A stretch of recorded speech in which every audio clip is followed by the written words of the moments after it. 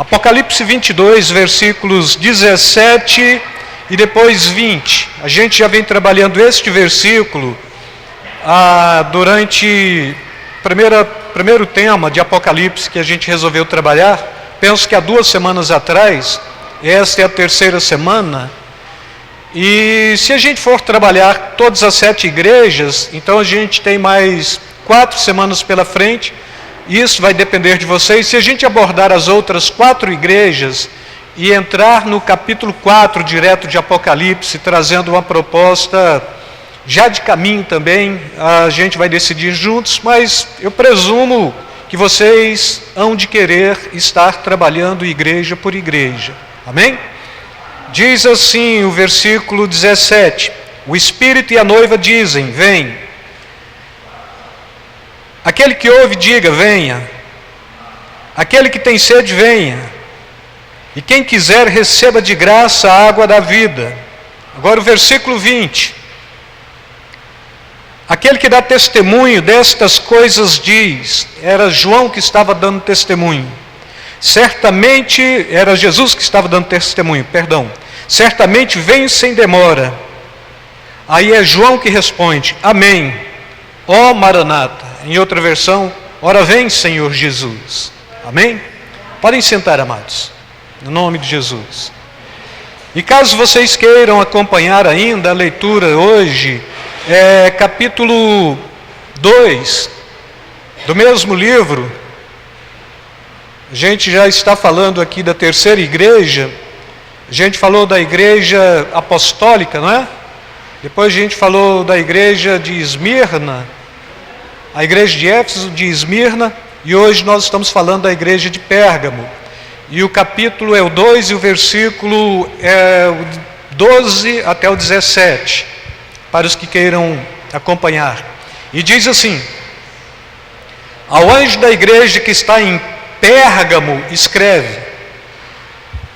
A palavra Pérgamo significa fortificada, alta, elevada. E aqui o anjo, a proposta é para que ele escrevesse. Isto diz aquele que tem a espada aguda de 2 fios. Onde estava esta espada, irmãos, para quem está acompanhando? Da boca? Da mão direita? Da mão esquerda? Da boca? Então esta espada saía da boca. Quando eu falei desta espada, eu falei que esta espada estava falando da palavra de Deus que tinha poder para julgar. A palavra de Deus que tinha poder para desconstruir aquilo que era errado. E aqui a gente vai compreender isso. Tinha uma espada aguda de 2 gumes. Então, conheço as tuas obras e onde habitas, que é onde está o trono de Satanás. E retém o meu nome, e não negastes a minha fé. Ainda nos dias de Antipas. Antipas foi um pastor que foi morto, martirizado, minha fiel testemunha, a qual foi morto entre vós, onde Satanás habita. Então, neste mesmo lugar. Mas algumas poucas coisas tenho contra vocês, porque tens lá os que seguem a doutrina de Balaão. Depois a gente vai trabalhar a doutrina de Balaão, lá em Números. O qual ensinava Balaque a lançar tropeços diante dos filhos de Israel, para que comessem dos sacrifícios da idolatria e fornicassem. Assim tens também os que seguem a doutrina dos Nicolaitas. Eu gosto de pensar que este Nicolau foi um diácono dos 7 diáconos, lá do capítulo 6 de Atos dos Apóstolos, mas que se desvia e começa a pregar um sincretismo religioso, mostrando que Jesus ele era um ser criado, mas ele não era o Filho de Deus, era o mais criado. Ora outra ele falava que Jesus tinha um corpo ectoplasmático, ou seja, se fosse tentar pegar em Jesus, a mão passava porque era plasma puro. Então Jesus não era Deus de Deus, o Filho de Deus. Cria-se essa doutrina nicolaíta, é com esta que eu mais me identifico, quando então a gente vai tentar descobrir quem era este Nicolau que trouxe esta doutrina, não é? Então 2 males esta igreja tinha. Ela tinha contra ela a doutrina de Balaão, que tinha por discípulo Balaque e que tinha também a doutrina dos nicolaítas, o qual odeio, palavra do Senhor. E aqui é a repreensão: arrependa-te, pois, quando não em breve virei a ti, e contra eles batalharei com a espada da minha boca. Quem tem ouvidos, ouça o que o Espírito diz à igreja. Ao que vencer, darei eu a comer do maná escondido. Maná, o que é isto? Pão que sustentou Israel por 40 anos no deserto. E dar-lhe-ei uma pedra branca, e na pedra um novo nome escrito, o qual ninguém conhece senão aquele que o recebe. Amém? Amém, irmãos? Você pode curvar a sua cabeça outra vez? Pode orar comigo? Peça o Espírito Santo para transmitir ao seu coração. Peça a Deus para que o seu Espírito me conduza, a fim de que eu possa transmitir esta mensagem de forma que edifique a cada um de vocês, a fim de que saiamos daqui cheios de conhecimento, mas de tremor e temor. Senhor Deus, é no nome de Jesus que então prostro-me ante a tua presença, ante a tua palavra, Deus Santo, como sendo aquele que é portador dela, como sendo aquele que for o Pai Santo ordenado, aquele que for o Deus Santo trazido o encargo de transmiti-la. Então me traz temor, me traz zelo, me traz entendimento, me dê graça para que eu possa transmitir esta palavra aos corações, a fim de que todos de fato sejam edificados por esta palavra e que possam sair daqui cada vez mais refeito na tua presença por aquilo que chamamos doutrina das últimas coisas, para termos em nós a certeza de estarmos caminhando fielmente rumo à vida eterna em Cristo Jesus. Pai Santo, eu te oro assim, Deus, e te agradeço no nome de teu santo Filho amado. Amém, Senhor, amém. Glória a Deus, glória a Deus. Então, irmãos, quando eu comecei a falar para vocês de Apocalipse mesmo, escatologia, mas pegando mais a parte do livro de Apocalipse, não a escatologia como um todo, para não demorar muito tempo, então a gente teria que trabalhar todo o livro de Daniel também, junto com Apocalipse. Eu resolvi trabalhar somente Apocalipse e trouxe para vocês que dentro de uma visão escatológica, fala assim comigo, escatológica, estudo da doutrina das últimas coisas. Isso, dentro de uma doutrina escatológica, eu falei que caindo para dentro de Apocalipse, a gente vai trabalhar com 4 ou 5 tipos diferentes de pessoas ou de grupos teológicos que estão pensando o Apocalipse de forma diferente.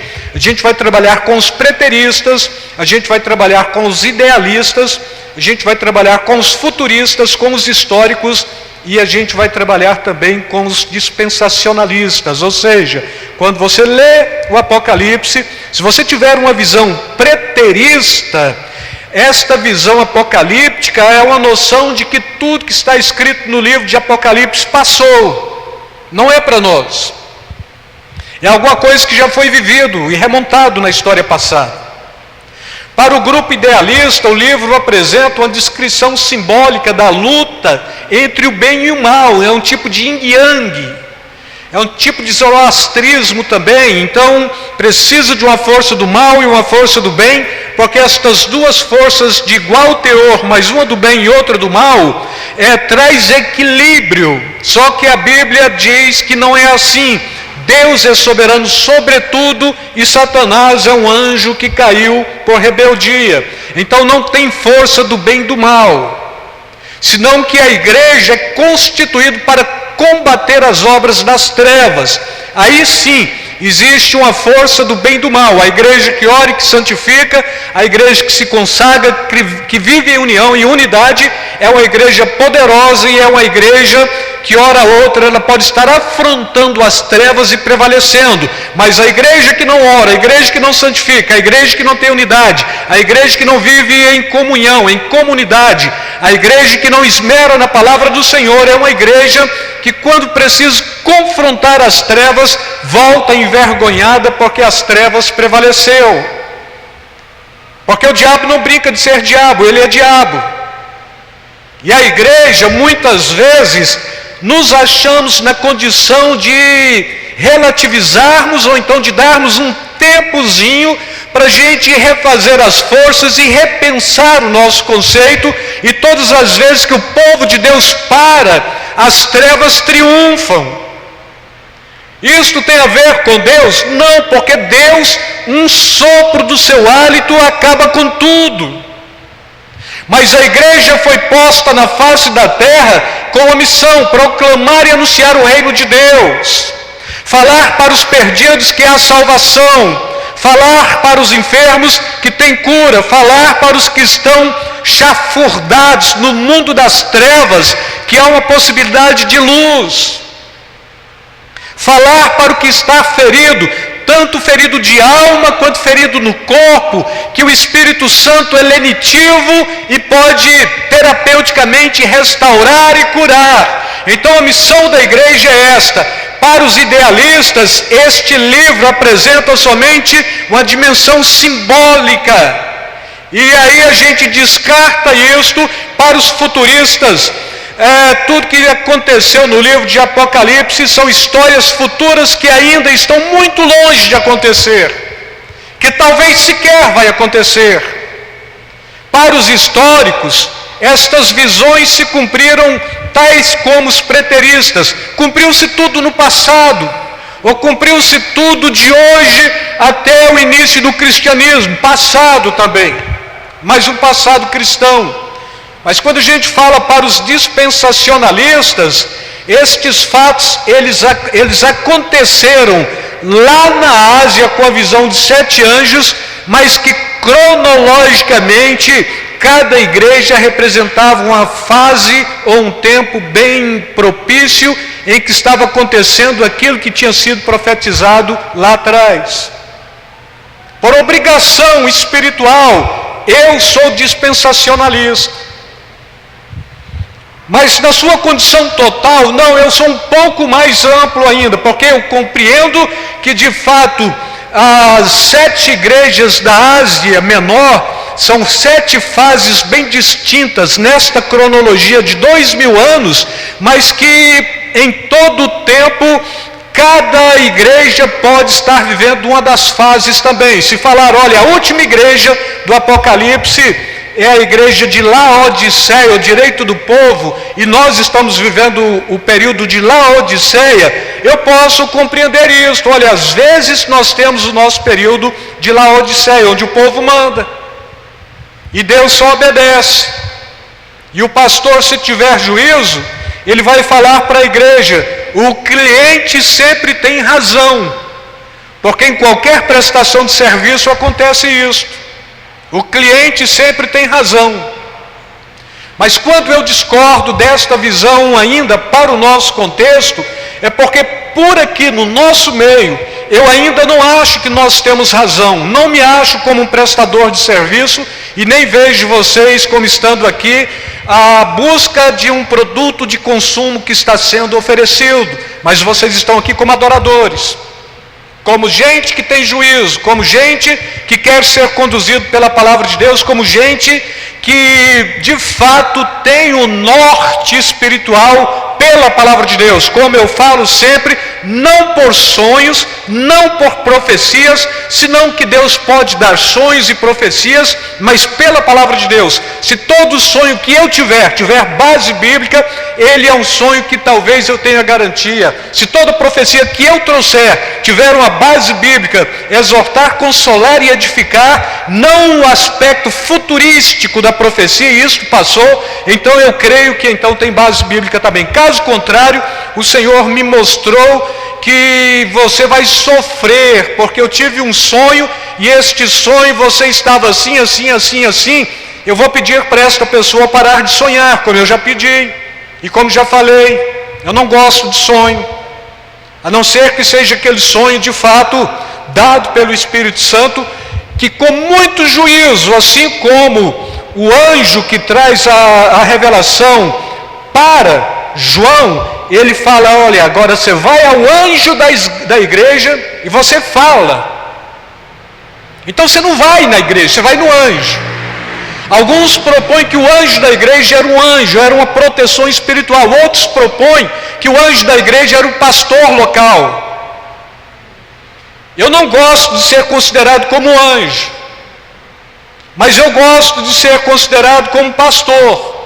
Mas a metáfora do anjo da igreja, nesse contexto, todo sonho, toda profecia, ela não pode ser lateralizada, senão que tem que passar por um crivo.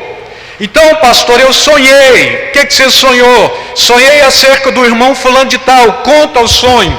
Se eu achar que este sonho tem uma base, e olha que dificilmente eu vou achar que tem uma base, eu vou falar, vamos orar, vamos chamar o irmão e a gente vai passar para ele.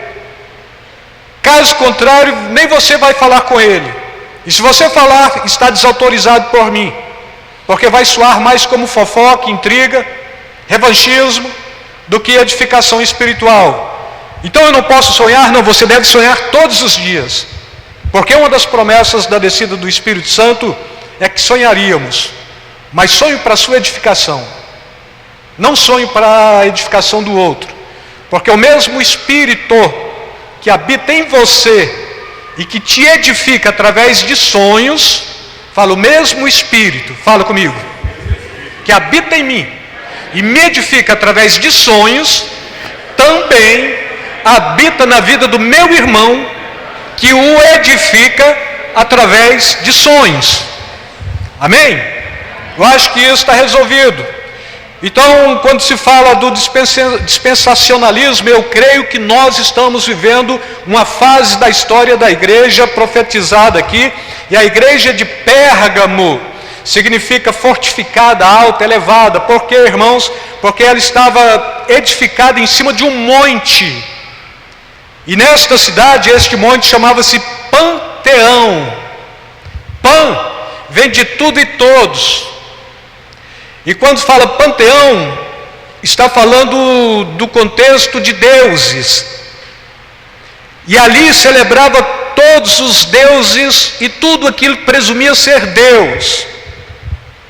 Se porventura o imperador de época, que era Constantino, desta igreja aqui, pisasse numa pedra e alguém achasse que ele era muito crente, porque foi ele que permitiu o evangelho a ter um pouco de liberdade na perseguição de Roma contra o império, então alguém poderia olhar e falar, olha, essa pedra é santa porque o imperador Constantino pisou nela, então pega aqui e leva para o panteão, vamos colocá-la lá e a gente vai celebrar e adorar e a gente vai pegar nesta pedra. Porventura, se o Valdemiro Santiago vivesse neste tempo também, e passasse a toalha no suor e jogasse lá, um fiel pegaria esta toalha também, levaria, benzeria os filhos, deixaria no panteão, porque foi ungido por um servo de Deus apóstolo. Então esta é a condição do panteão. Você pode adorar todos os deuses. Bom, mas tem um Deus que eu não conheço. Cria um e põe no panteão e adora, porque o Império Romano deixa. E esta era a condição da igreja de época, desta igreja de Pérgamo, que tinha que ir para este monte, tinha que estar neste monte, e ali estava também outros templos de outras entidades, e a beleza é que a igreja, em nome de Jesus, era mais fiel na idolatria deste tempo do que os demais outros centros pagãos ou pagão. Por quê? Porque cada templo que estava ali por um Deus. Deus Apolo, Deus Artemis, Deus Afrodite, e outro Deus mais. Então cada um cultuava o seu Deus, mas esta igreja, ela tinha dentro de si a possibilidade de adorar Deus, na pessoa do Pai, do Filho e do Espírito Santo, mas também de adorar Artemis, de adorar Afrodite, de adorar Apolo, de adorar o Deus Zeus e de adorar os Exus de época. Então era uma igreja problemática. A igreja anterior era perseguida, fraca, pobre, mas enriquecida, porque era fiel. Jesus, ele chama a atenção das igrejas, mostra o que tem de bonito nelas, depois mostra a falha e chama a atenção e repreende. A igreja passada, ele não repreendeu, ele dá exemplo da sua própria vida. Olha, eu estou vivo, eu morri, eu ressuscitei. E quando ele está falando isso, ele não está falando de si por si, mas ele está falando de si para o consolo da igreja. Ou seja, eu estou me identificando com vocês no sofrimento de vocês. Vocês vão sofrer, vocês vão morrer, mas vocês vão viver, porque eu estou vivo. Parece-me que Deus sempre se identifica com aquele que sofre. E quando sofre, não é porque criou argumentos para sofrer, mas é porque sofre pela justiça de Deus. Bem-aventurados sois vós, quando perseguidos e caluniados, falarem mal e todo tipo de detração acontecer contra vocês, porque foi assim comigo, vai ser assim com vocês, mas alegrem-se, porque o galardão de vocês já está guardado. A vida eterna já pertence a vocês, palavra de Jesus. Então a gente vai pegar bem, irmãos, esta contradição. O Éfeso é a igreja apostólica que perdeu o primeiro amor, cobra dele a responsabilidade de voltar ao primeiro amor. A outra igreja, ela é a igreja que sofre, mas à medida do tempo que ela sofre também, ela está adorando. E ainda falei para vocês, trouxe uma máxima, que o sofredor em Cristo Jesus, ele não sabe que sofre, e ele só vai descobrir que sofre quando alguém fala para ele. E se ele tiver juízo, ele não leva isto em conta, se não for o próprio Deus que estiver falando para ele: olha, eu estou vendo o seu sofrimento. Porque vai que a Edna fale para mim: olha, pastor, eu estou vendo o seu sofrimento. E eu pare para pensar e analise: sim, eu estou sofrendo, coitadinho de mim. Qual foi a edificação espiritual para a minha vida? Nossa, hoje eu esqueci que era domingo e falei para a Graça: eu vou deitar um pouquinho, você me acorda, para eu fechar o sermão de amanhã. E aí acordei, voltei, fiz um cafezinho de máquina e falei para a Graça: ainda bem que o culto é amanhã. E ela falou: o culto é hoje. Eu falei: por quê? E ela falou: porque hoje é domingo. E eu subi correndo: meu Deus do céu, o que está acontecendo comigo? Aí a dica foi: a minha mente não está muito centralizada no tempo e no espaço. Mas você ficou com dó de você? Nem um pouco. Porque eu entrei nesta, eu tenho que sair desta. Está doendo? Não. Está perturbando alguém? Até agora não perturbou ninguém. Não, mas você tem o título de pastor depressivo. Sim, mas depressivo comigo mesmo, no meu quarto, com os meus livros. Não sou depressivo no aconselhamento. Não chamo ninguém para encostar a cabecinha no ombro e chorar, se bem que a cabecinha é cabeção. Não estou muito preocupado com essas coisas. Porque se um me chama de depressivo, o outro pode falar que eu sou muito alegre. Está valendo. Outro vai falar ele se é muito extrovertido. Para mim também está valendo. Não, ele é mais recatado. Está valendo. Porque eu não vivo do ponto de vista de pessoas. Eu vivo daquilo que a palavra de Deus traz como regra de fé e padrão. É isso que eu vivo. E não estou preocupado com muitas coisas. E não quero sentir vitimado. E não quero ser autoindulgente. E não quero massagear o ego de pessoas autoindulgentes que têm dó de si mesmo. Porque todas as vezes que uma pessoa é autoindulgente, tem dó de si mesmo, imperceptivelmente ela maltrata os outros para chamar atenção para si. Eu não. E se eu maltrato, geralmente é pela pregação do Evangelho. Porque no meu trato diário, Eu sou uma moça, literalmente, daquelas bem educada, daquelas bem gentil, daquelas que, se possível, atravessa a velhinha rua, na esquina. Eu consigo rir para todos. Tenho dificuldade de chamar a atenção de alguém. Então é isso.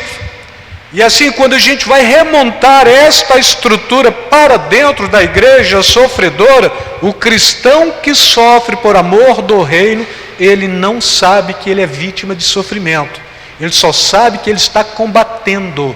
E quanto mais ele combate, mais ele está aprofundando diante de Deus. E quanto mais profundo diante de Deus, mais ele é rico do ponto de vista espiritual. Agora, quando se fala desta igreja aqui de Pérgamo, esta igreja ela tem problemas. Ela é um altar de adoração de ídolos. Tudo que não prestava, punha lá. E a Bíblia, quando diz que um pouco de fermento leveda toda a massa, isso é verdadeiro, irmãos. Mas geralmente isto é mais para o mal.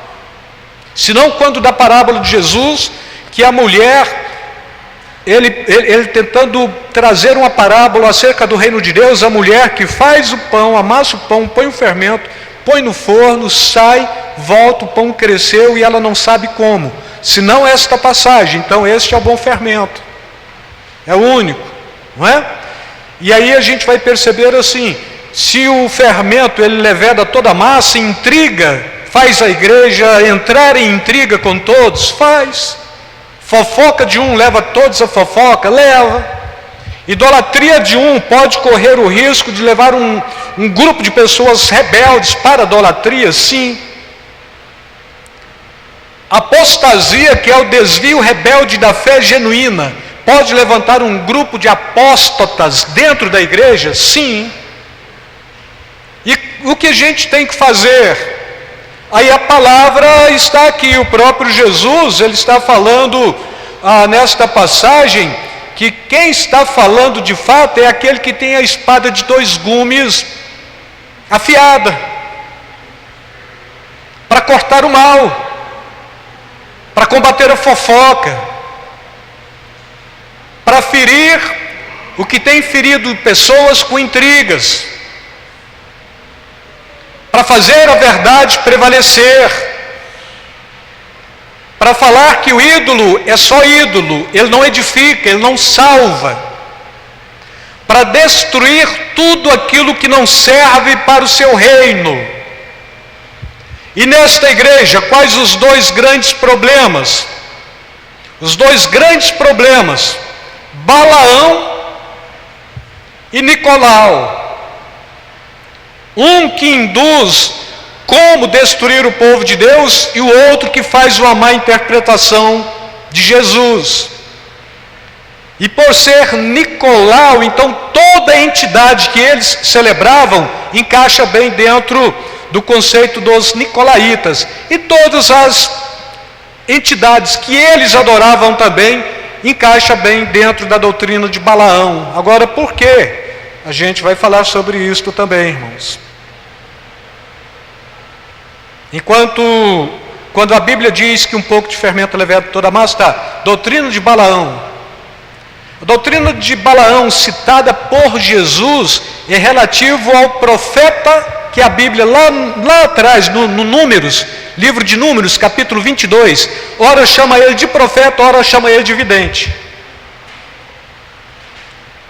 Tem um povo inimigo de Deus, e este povo inimigo de Deus tem um rei. O nome deste rei é Balaque. O Balaão, vidente ou profeta, não se precisa muito bem, mas talvez ele fosse os 2, cheio do Espírito Santo, falava de Deus, cheio do espírito das trevas, falava do mal, mas cheio de si mesmo, ele cobrava dinheiro para profetizar. É mais ou menos assim, para vocês compreenderem. O Balaque chega nele e fala o seguinte: olha, eu te pago uma soma aviltada em dinheiro para você ir até a nação de Israel e amaldiçoar aquele povo, porque só tem um jeito de prevalecer contra aquele povo. e amaldiçoando eles. Porque quando amaldiçoa aquele povo, quando ele está sob maldição, debaixo, sob maldição, então Deus retrai, e quando Deus retrai, eles ficam fracos, e quando eles ficam fracos, a gente prevalece. E o Balaão cogita a proposta. E o que o Balaão faz, irmãos? Ele fala, tá, eu amaldiçoo, você me paga X, moeda corrente de hoje, é em dólar, mas é bem pago. E o rei fala assim, eu pago, está aqui. Ele monta numa mula e sai para amaldiçoar. E aí todas as vezes que ele cogita na mente o tipo de maldição para lançar contra o povo e vai verbalizar aquilo, a boca sai palavras de bênçãos. E aí mais uma vez ele quer falar, e que este povo seja um povo desgraçado, mas quando ele vai falar, a boca dele pronuncia diferente, e que este povo seja um povo cheio de graça, conduzido pela proteção de Deus, que é o Senhor dos exércitos. O Balaque chegava nele e falava, cara, eu não estou entendendo. E ele mesmo falava de si mesmo, e nem eu. Porque eu tento amaldiçoá-los, mas não posso. Não vale encantamento, não vale maldição contra este povo, porque este povo é forte, é ungido, é santo, tem um Deus poderoso. Quando eles estão em plena comunhão, ninguém pode contra eles. Não, mas eu te pago mais. Então eu vou tentar de novo. E ele vai e tenta amaldiçoar outra vez. E à medida que está tentando amaldiçoar, as palavras são transformadas em bênçãos. Até ele cansar. Até Deus propor matar aquele homem. E ele pega a mula dele e vai tentar mais uma vez. E a mula não quer ir, ele está espancando a mula não vai, e ele espanca, ela não vai, até prender a perna dele num barranco. E ele amaldiçoa a mula, espanca a mula. A mula abre a boca e fala, por que você está me batendo, camarada? É Bíblia isto, irmãos. E se a Bíblia falasse que era a mula que estava montada em Balaão, era assim que eu creria, era assim que eu pregaria. E ele olha para a mula, assusta, e a mula fala, olha, tem um anjo aqui na minha frente, está com a espada desnudada, somente esperando você passar, para ele decepar você, degolar você, exterminar, fulminar com a sua vida. Você está me batendo, eu estou te poupando.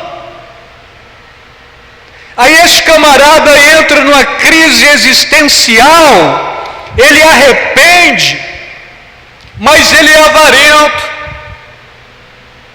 Essa é a doutrina de Balaão. E o que ele faz? Olha, Balaque, eu não posso amaldiçoar.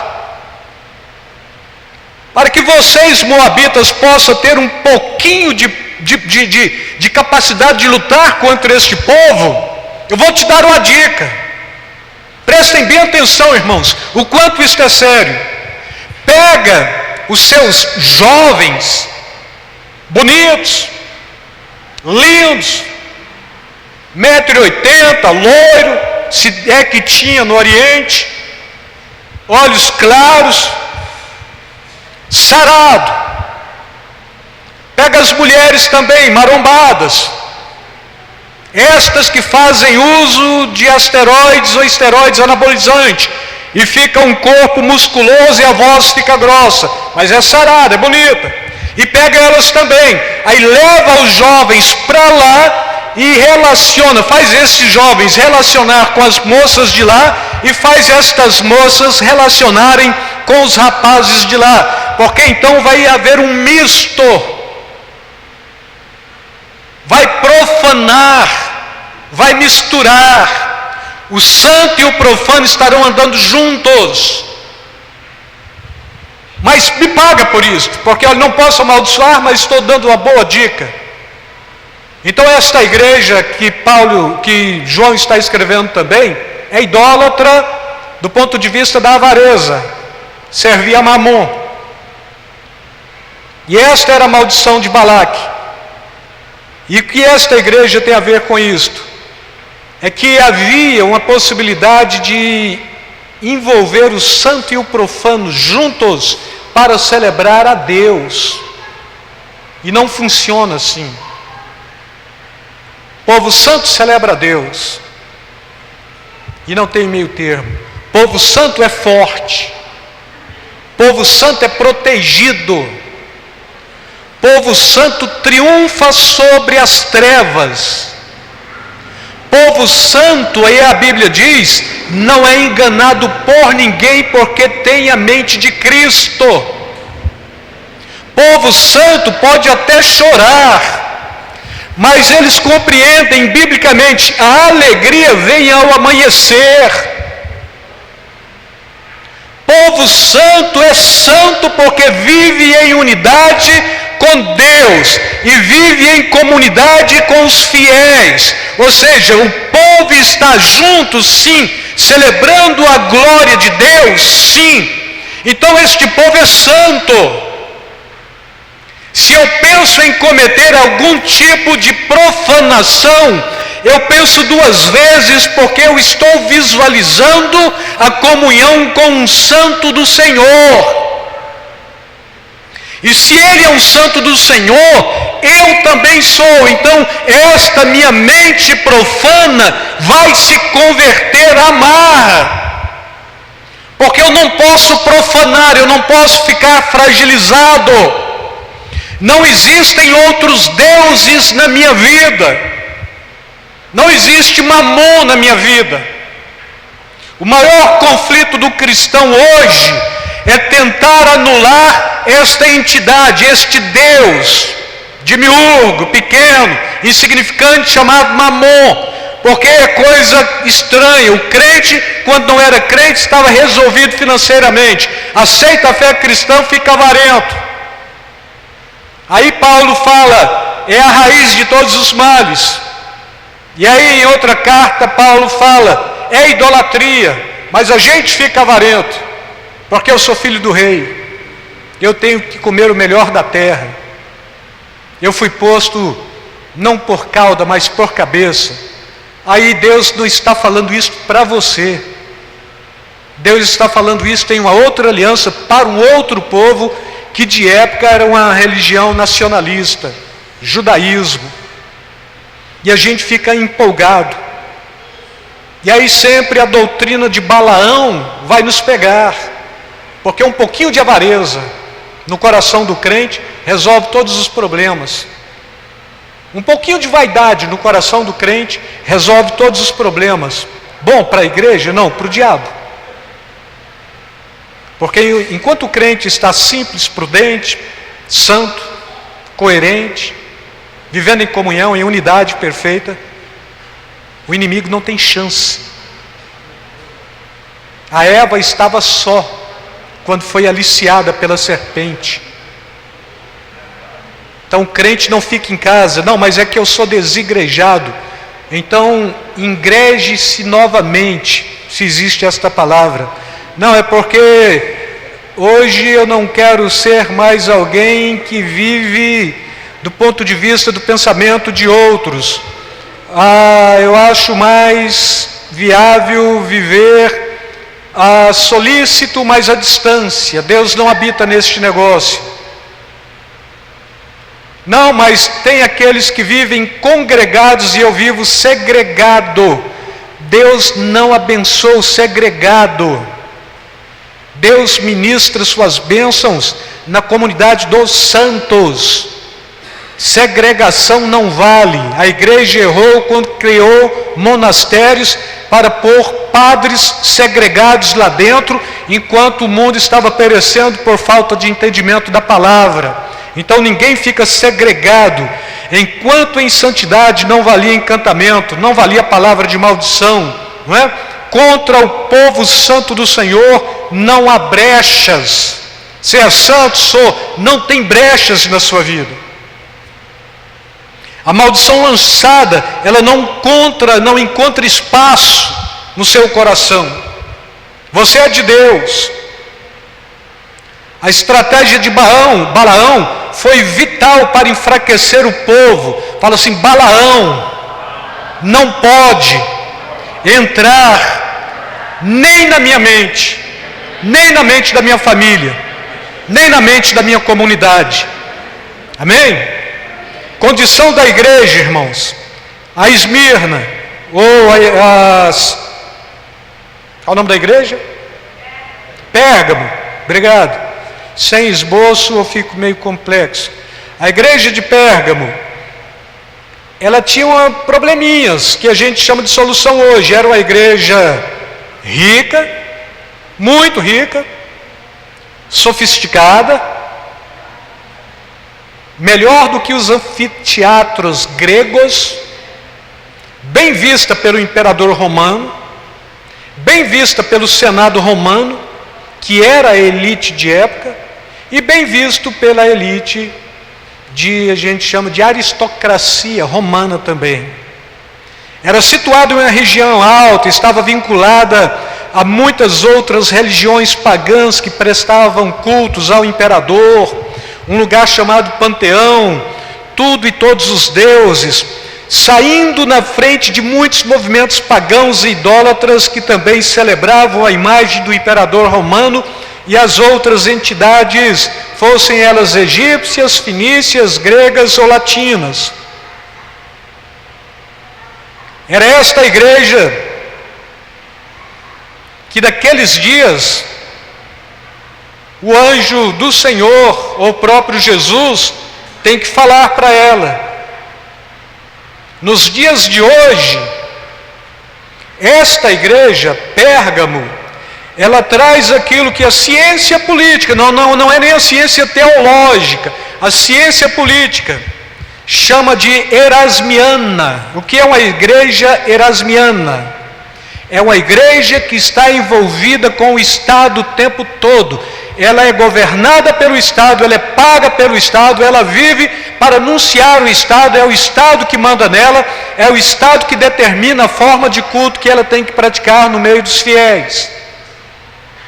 Se o Estado, o governo, for de direita, então ela tem que ser de direita. Se for de esquerda, ela tem que ser de esquerda. Se for de centro, ela tem que ser de centro. Então a ciência política já fala dessa igreja hoje, agora. E a gente cria uma teologia chamada da libertação. Vamos criar. Não, mas a gente cria uma outra teologia para os protestantes chamado da missão integral. Vamos criar. Por quê? Porque a gente favorece os pobres, cria uma ONG, tira proveito financeiro, os pobres continuam pobres e a gente, como igreja erasmiana, fica rico. E muito rica. Porque um atual líder sindical de uma entidade destas está usando um Rolex de 350 mil reais, socialista, erasmiano. Nossa, mas é Deus que prospera. A gente tem que ter cuidado, e a gente não pode se deixar conduzir. A igreja vinculada ao Estado é o Estado que manda. Todas as vezes eu fiquei por 15 anos à frente da nossa instituição de ensino de teologia nas igrejas de Cristo. Perdão, 8 anos, menti. E a gente tinha todos os argumentos, com toda a estrutura oferecida para a gente receber do MEC a autorização de credenciamento, credenciado pelo MEC para ser reconhecido o diploma de todos que estudarem aqui. E muitos pastores queriam, e eu sempre pulava para trás. Por quê? Porque nós não somos reconhecidos e nem devemos ser reconhecidos pelo MEC. A nossa grade somos nós que criamos por homens santos, homens espirituais e alguma coisa que edifica a igreja para a vida eterna. E a gente não vai pegar nenhum conceito de MEC para trazer para a nossa grade cumprir requisitos do MEC. Porque a gente vai ter que lecionar um bocado de coisa que a gente não vai querer lecionar, e caso lecione, a gente vai arrepender depois. Bom, aí tem diploma de teologia? Tem, é reconhecido pelo MEC? Não quero, não preciso. Porque eu não fiz teologia secular, liberal, para atender pessoas lá fora. Eu fiz teologia bíblica, para assistir, acolher, acudir, compreender e ministrar com piedade na vida do povo e da igreja. Entendem isso? Então a igreja, esta igreja, ela tinha uma conotação erasmiana, porque era a igreja mesclada com o Estado. E a gente vê isso na Inglaterra, chama igreja anglicana, a gente vê isso em Roma, chama igreja católica apostólica romana, a gente vê isto na Suíça, chama igreja presbiteriana suíça, e a gente vai ver isso em muitos outros lugares. Quem é que elege o pastor? É a igreja? Não, é o governo. Por quê? Porque é o governo que paga. Um dos homens que eu mais tenho interesse em conhecê-lo teologicamente, ele chama Abraham Kuyper. O povo de época diz que este homem, lutando contra ele, é como se estivesse lutando com um homem que tinha 10 cabeças e 40 braços. Tanto que ele era inteligente, tanto que ele era culto. E ele foi pastorear uma igrejinha pequena, talvez menor do que a nossa ainda. E ele começou a entrar em conflito, porque ele era um teólogo formado dentro de uma teologia chamada humanista, pelo Estado, e que foi levado para uma igreja pequeninha que tinha crentes de verdades, que oravam, que jejuavam e que liam a Bíblia. E uma velha daquela igreja começou a confrontá-lo. Imagina, um pastor que está pastoreando, mas que não converteu. Você precisa ser crente. E a resposta dele sempre era: não, mas eu já sou teólogo. Não, isso é outra coisa. Isto foi o Estado que cobrou como sendo um argumento para você estar aqui. Você tem que ser crente de verdade. Você tem que se converter, você tem que ter condução pelo Espírito Santo. A palavra de Deus não pode ser um livro científico na sua mão, tem que ser a palavra de Deus falando com você. De tanta aflição daquela irmã e de tanta importunação de um grupo de velhos e velhas fiéis, ele não teve como escapar. Ele tentou sair daquela igreja para ir para uma outra igreja, porque o diploma dele era feito em uma universidade poderosíssima em Amsterdã. Então eu saio daqui, fujo daqui e vou para outra igreja que de fato tenha gente intelectual, mas no meio do caminho deu-se o processo da conversão dele. O Espírito Santo o visitou. Ele chorou, ele arrependeu de tudo que pregava, de tudo que aprendeu, ele rasgou o seu diploma, ele pegou os seus estudos e tratados científicos e jogou tudo fora. Ele começou da estaca zero. Ele foi presidente, o equivalente a presidente aqui, primeiro-ministro na Holanda, por 2 mandatos. Ele criou o conceito do que nós chamamos de cosmovisão cristã, uma visão do mundo, do universo, do ponto de vista do cristão, da ótica da igreja, da palavra de Deus. O homem acima de qualquer suspeita, mas ele não era crente, porque ele estava envolvido com a igreja em que o Estado mandava, uma igreja praticamente Pérgamo. E nesse contexto, irmãos, a promessa de punição de Jesus. Você lembra que você viu o meu rosto? Lembro. Como são os meus olhos? Como são os olhos de Jesus em Apocalipse, irmãos? Como duas chamas de fogo. O rosto era como o brilho do sol, mais intenso. O cabelo era branco.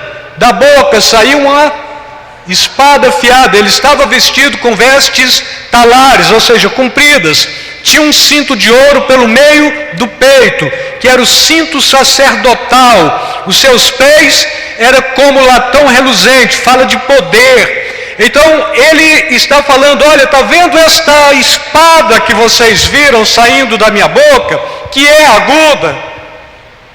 Sim, nós estamos vendo, pois é esta espada que eu vou usar contra vocês.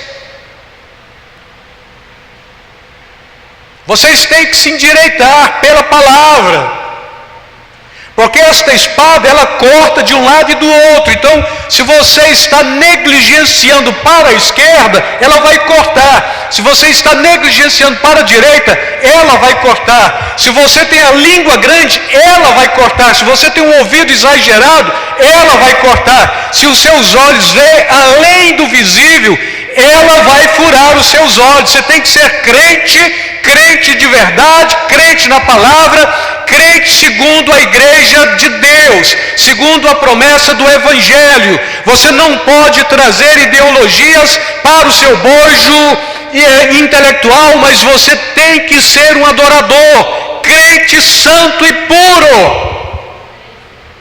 Você não profana, você não se mescla, você não faz barganha com Satanás, você não celebra a ideologia sexual, hoje chamado de... Deixa eu tentar buscar aqui para a gente adiantar, porque eu acho que eu estou pregando muito. GLBTQI+. Você não celebra isso, você é crente.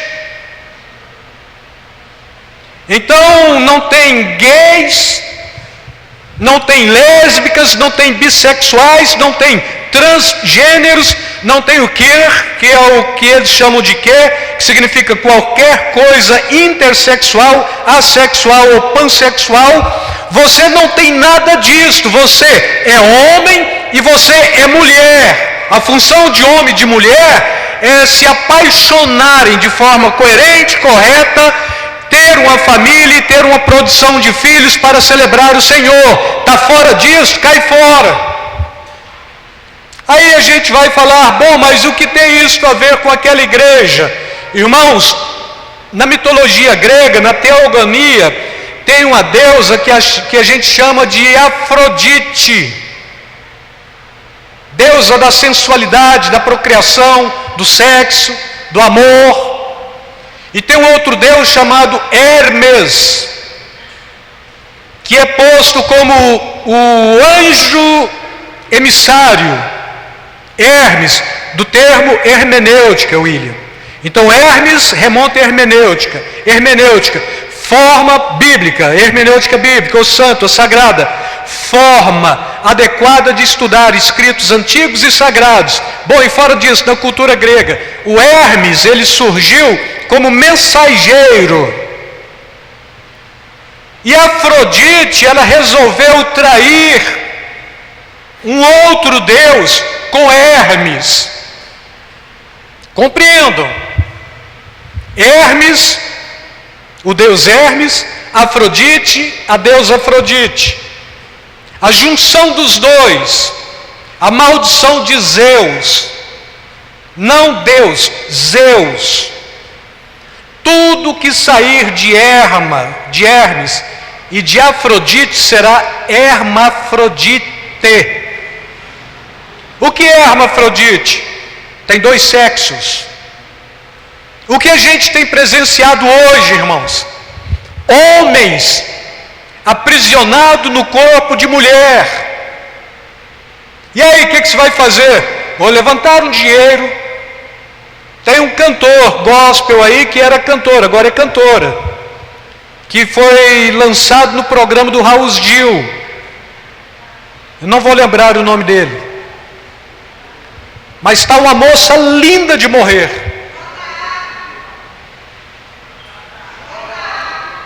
Esse aí, linda de morrer. E vai morrer. E vai para o inferno. E o homem mais bonito do Brasil é mulher. Chama Tamis. Ou Tami. E a mulher mais sensual do Brasil é homem. Qual o nome dele? Pablo. O que isto significa? Deturpação sexual.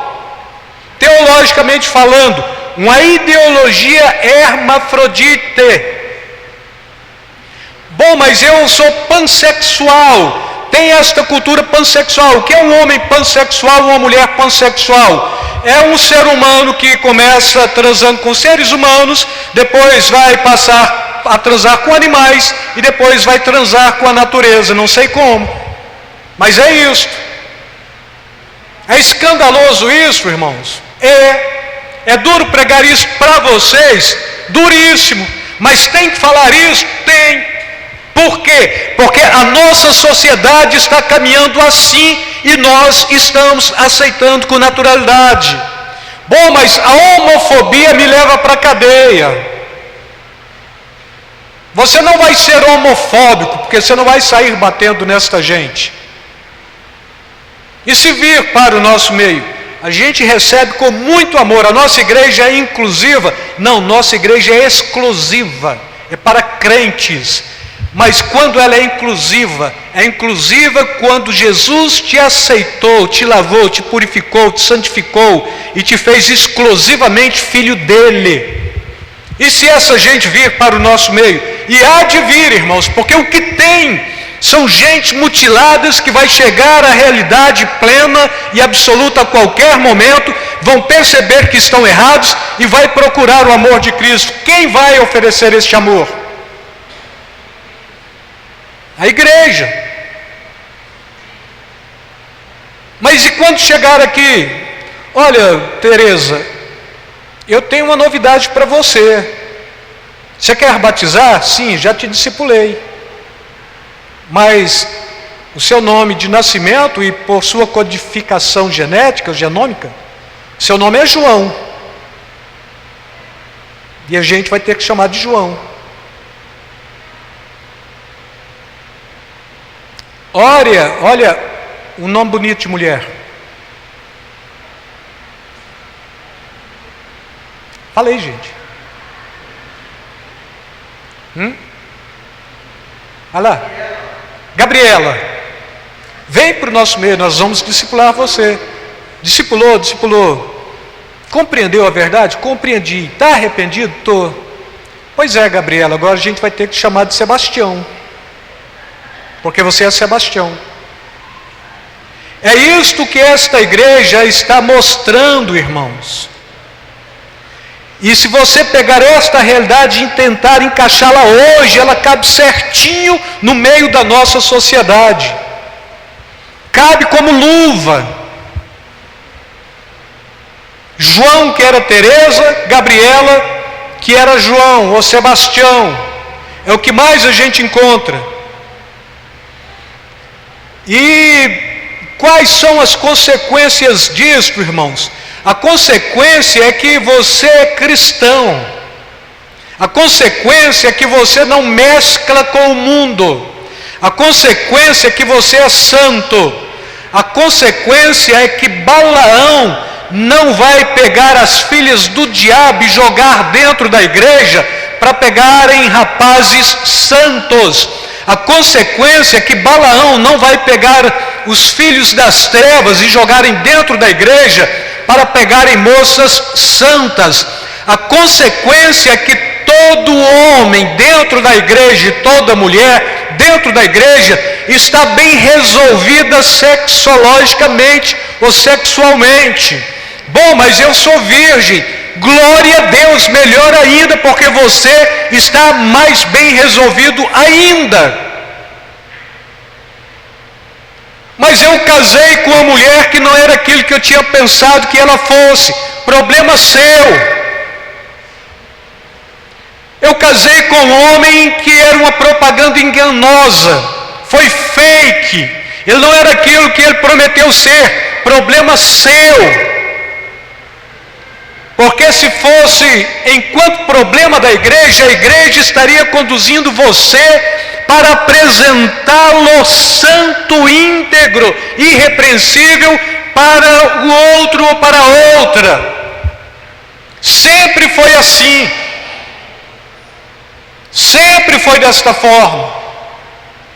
Os que caminharam por este processo dentro da igreja estão bem unidos, alicerçados, rendendo frutos. Os que não caminharam estão por aí, ou até mesmo por aqui, mas não estão resolvidos. Então, faça do seu problema um problema da igreja, para a igreja trazer uma solução para você. Agora, se você não quiser fazer o seu problema um problema da igreja, é problema seu. Mas quando vier a conta e ela vai chegar e ela vai fechar, é problema seu também. Mas Deus pode restaurar? Ele pode. Mas geralmente quando a gente faz esta mistura equivocada, a última coisa que a gente tem é a disposição de querer ser restaurado. Porque a maioria são tomados de profunda vergonha, a ponto de querer mostrar uma imagem falsa. E o seu casamento vai bem, e o seu namoro vai bem, o seu noivado vai bem, os seus filhos vai bem. Não, mas é bem de verdade? É bem, bem. Não, bem ou bem mal? Não, é bem. Porque para falar a verdade é bem mal, mas vai bem. Então se vai bem, vai bem. O erro, irmãos, alguém me julgue dos que estão aqui, que casou com direção minha, com encaminhar meu, com discipulado meu, que está aqui na igreja, deu errado. Fala para mim, fala, deu porque o Senhor induziu. Pode falar isso na minha cara, pode falar isso, eu aceito, eu peço perdão, eu reconcilio com você e com Deus, e tento de todas as formas trazer um processo para conduzir bem o seu casamento. Mas parece-me que o oposto também é verdadeiro. Todos quantos deixaram de me ouvir, de alguma forma, estão passando por algum tipo de situação vexatória. E tudo isto é culpa de quem? É da igreja. Eu nunca incentivei vocês cultuarem qualquer entidade que não fosse única e exclusivamente o Deus Todo-Poderoso. Nunca incentivei cultuar a carne, nunca incentivei cultuar Mamon, nunca incentivei cultuar Artemis, nunca incentivei cultuar Hermes, nunca incentivei cultuar Afrodite. Toda a vida fui muito simples, muito reto, muito direto, muito coerente acerca de qualquer relacionamento que vocês entraram nele com minha direção. E não vou falar por minha permissão, porque a permissão de cada homem é de si mesmo. E a permissão de se permitir ser conduzido por outro também é de si mesmo. A aguda espada saía da boca de Jesus como instrumento cortante contra aqueles que violam e violaram e violavam a direção do Espírito Santo. Pérgamo tornou sede de 4 das maiores culturas e cultos pagãos: Zeus, Deus Atenas, Dionísios e Asclépio. Asclépio, abandonado para morrer, ressuscitou, viveu, virou um Deus bonito, todo lindão, europeu, grego mesmo, cara muito bonito. E tinha muito crente doido por este Asclépio, muitas moças doidas por esta Asclépia, como também tinha muitos rapazes doidas pela Afrodite, deusa do sexo, do amor e da sensualidade. Aí Jesus está lançando a sentença: ao que vencer, darei comer do maná escondido, e dar-lhe-ei uma pedra branca, na pedra um novo nome escrito, o qual ninguém conhece senão aquele que a recebe. Deus a ninguém pune sem antes avisar. Amém? Deus está me punindo. É porque você não ouviu, bobinha. Porque Ele te avisou. Talvez Ele tenha falado muitas vezes: olha, eu vou pesar a mão em você. Você está fazendo errado. Você está equivocado. Mais uma vez você falhou. Não, mas eu não ouvi. É porque, estou falando de mim, do meu lado esquerdo, eu ouço menos. Foi o lado do AVC. Não, mas eu não falo no seu ouvido, eu falo na sua mente. Eu falo no seu coração. Eu falo nos indicativos da vida. Entendem isso, irmãos? A igreja de Esmirna era pobre, perseguida, sofrida, porém sua riqueza era espiritual, e Jesus se identifica com esta igreja no sofrimento, na morte e na vida. E quando a gente cai para outra igreja, que é a igreja de Pérgamo, era mundana, cheia de heresia e de idolatria. Não tem como Jesus se identificar com esta igreja, senão alertá-la a reconsiderar os seus erros. Amém? Gentilmente, dá um toquezinho no ombro do seu irmão, fala para ele: reconsidere os seus erros, se retrate ante o Senhor, peça perdão para o seu bem. Ele não quer te julgar, Ele quer te amar, mas se for preciso, Ele te julga. E não queira cair na mão do Deus vivo, não queira. É por isso que Jesus chama esta igreja ao arrependimento com duas promessas, irmãos: alimento celestial, porque você estava comendo heresias, pornografia, idolatria. E Ele está falando: olha, você vence, eu te dou o maná, aquele que eles comeram no deserto e que eu escondi e que está guardado. E Ele está oferecendo um outro ato que é de justiça. Talvez o William vai conhecer, ou vai ouvir e entender. Talvez ele tenha visto isso na academia. E uma pedrinha branca escrita o nome do vencedor. Pedrinha branca nossa, que enigma, né? Por quê? É porque um juiz de época vinha um réu ante ele julgava o réu, e se ele achasse viável condenar o réu, ele pegava uma pedrinha preta, entregava na mão do réu, dava a sentença. Olha, a mínima poderia ser aí 40 açoites, a máxima podia ser morte. De que jeito? De qualquer jeito. Pode ser por crucificação, pode ser por decapitação. Não, mas decapita não, porque é nobre, é morte de cultura romana. Põe na cruz, não vou lembrar o nome agora, mas a cruz de X, põe lá. Enterra a pessoa até aqui e põe cavalo para andar e pisar na cabeça dele. Vai lá, é pedrinha preta? Então você tem que morrer. Mas aí a promessa é pedrinha branca. Ao que vencer. E nesta pedrinha branca vai estar escrito o nome. Só você e Deus sabe. É comunhão, é intimidade, é relacionamento. Talvez Ele vai te chamar de meu querido, minha amada, servo bom e fiel. Tem muitos nomes que podem estar nesta pedrinha.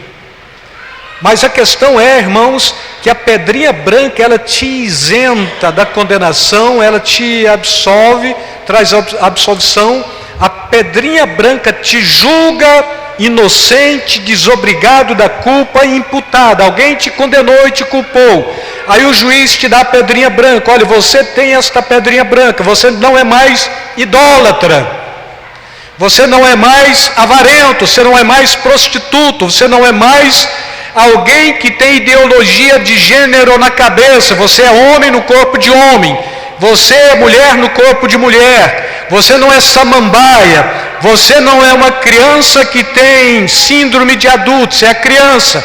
Você é adulto. Você não é um petzinho. Apareceu um maluquinho coreano se identificando como pet, passou uma coleirinha no pescoço dele, e ele saiu andando no shopping, alguém puxando ele, e ele andando de quatro como se fosse um cachorrinho. Então você não é um petzinho, você é um ser humano, você tem um espírito. Este espírito pode ser recriado pelo Espírito Santo. Deus te ama, Deus te salva, Ele te perdoa, Ele quer curar, e Ele quer eliminar da sua vida todo tipo de anomalia, aquelas que a cultura impregnou e aquelas que você mesmo impregnou. Bom, mas eu gosto de assistir uma série de Netflix chamada Lúcifer, porque o diabo é bonzinho e ele é justiceiro do bem. Isto é demoníaco. Mas agora eu não consigo parar de assistir. Vá até o fim. Vá considerando o Lúcifer um justiceiro do bem, para você descobrir que no final o justiceiro do bem você vai reputar como justiceiro do mal. Jesus é justiceiro do bem, Satanás é justiceiro do mal. Bom, mas tem uma outra sériezinha também que eu gosto demais da conta: Vikings.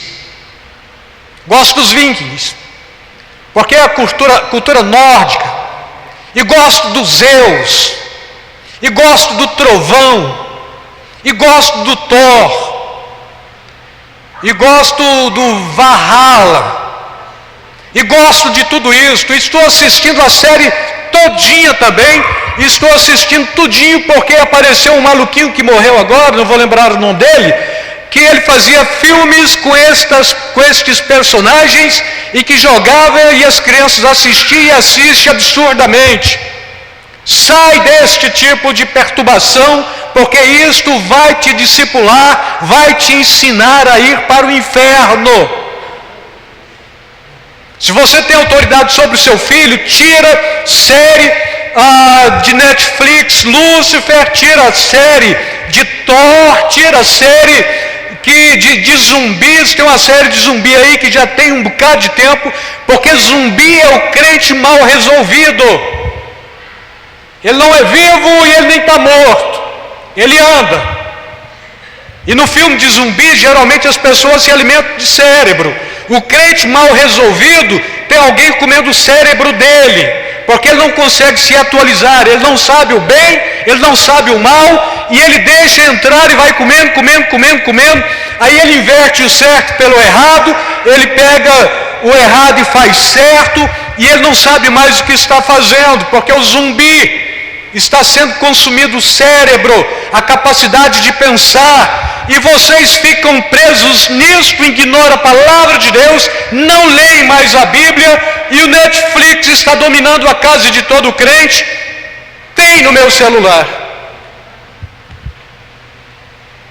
Se você é jovem e é menor de idade, e se tem um pai cristão, e se está aqui nesta noite, pai cristão, mãe cristã, refine as séries que seus filhos estão assistindo. Passa um pente fino. Se não quiser, desinstale o Netflix, tira da televisão, não deixe. Se quiser, faz aqui uma lista. Se quiser, me ajuda, chega até mim, e esta lista pode assistir. Outro dia trovejou aqui e uma criança falou: é o Thor. É sério isto. Não vou falar o nome da criança para poupar a integridade do pai. Mas sai disto, irmãos. E só quero fechar. E agora é de verdade.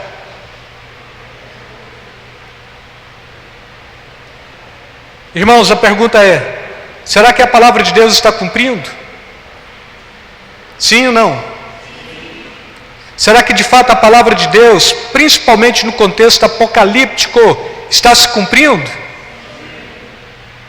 Não seria tempo de rever os nossos valores acerca de toda a nossa moralidade cultural? Não é cristã, é cultural.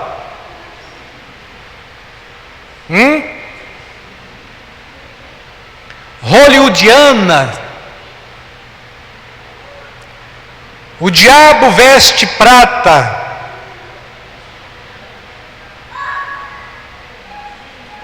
Desenhos que nossos filhos assistem, séries que assistimos, idolatria que cometemos em nome da arte,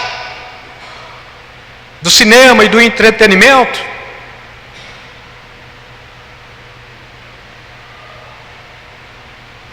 Quando eu não posso ler a Bíblia, eu ouço a Bíblia. Mas ela não resolve o meu problema só ouvindo, porque eu preciso lê-la. Se você não puder ler a Bíblia, ouça a Bíblia. Qualquer celular hoje, você baixa uma Bíblia de MP3, ouça a Bíblia. Mas tendo tempo, leia a Bíblia. E se você tiver 3 livros para ler, e a Bíblia, põe a Bíblia, começa com a Bíblia, ela vai te dar inspiração para você ler um bocado de coisa boa, porque a visão já será do Espírito Santo. Mas não deixe que as trevas roubem a sua capacidade de discernir entre o bem e o mal. Sejam santos, porque o Deus que vocês servem é santo. E a palavra é de juízo. A espada que sai da boca de Jesus vai combater contra aqueles que precisam ser descortinados, tirados apêndices da vida, da mente, do coração, da imaginação, porque ela é palavra de Deus. E é por isso que Hebreus diz: a espada de 2 gumes penetra alma e espírito, divide juntas e medulas, aptas para discernir os intentos do coração. Amém? Deus vos abençoe rica e abundantemente.